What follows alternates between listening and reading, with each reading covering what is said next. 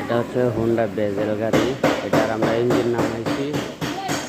এটা মোটামুটি পুরা সব কয়টা সিলই আমরা পাল্টাবো। Under seal, engine manual seal, gear manual seal, engine সাইডে যে থাকে এগুলো সবগুলোই পাল্টাবো।